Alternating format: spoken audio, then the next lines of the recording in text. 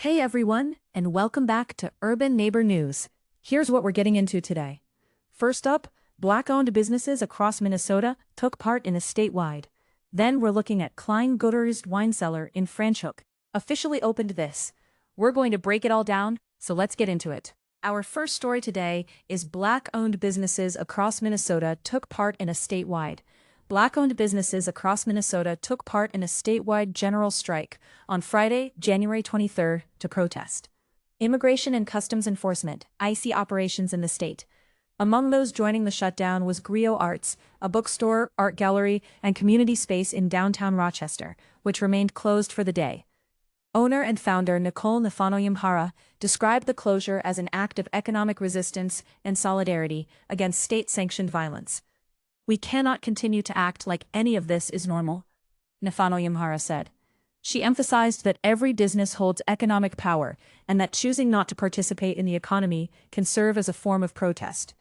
As a Black business owner, she views her role as part of a long-standing tradition of spaces rooted in community and solidarity.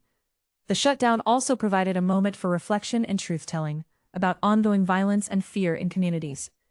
Rise and Remember, an organization formed after George Floyd's killing to preserve stories of resistance and offer healing spaces, also paused its activities on Friday. The group, which stewards George Floyd Square and facilitates guided visits and pilgrimages, chose to stand in solidarity with immigrant communities affected by ICE. Executive Director Janelle Austin framed the issue as both a civil rights and humanitarian concern.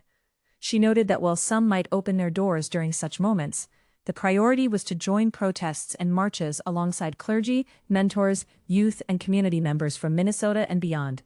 Austin stressed the importance of physical presence despite cold weather, saying, "We have to demonstrate. We have to peacefully protest and enact our right to be heard."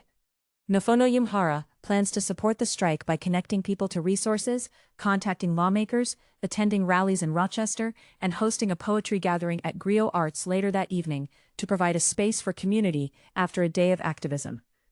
Organizations including ICE Out of MN are demanding ICE's departure from Minnesota, legal accountability for the ICE agent involved in the killing of Renee Good, investigations into constitutional violations, and more. Section 4.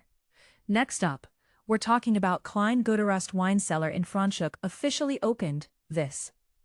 Klein Goederust Wine Cellar in Franschhoek officially opened this week, becoming South Africa's first Black-owned wine cellar and marking a historic milestone in the nation's wine industry.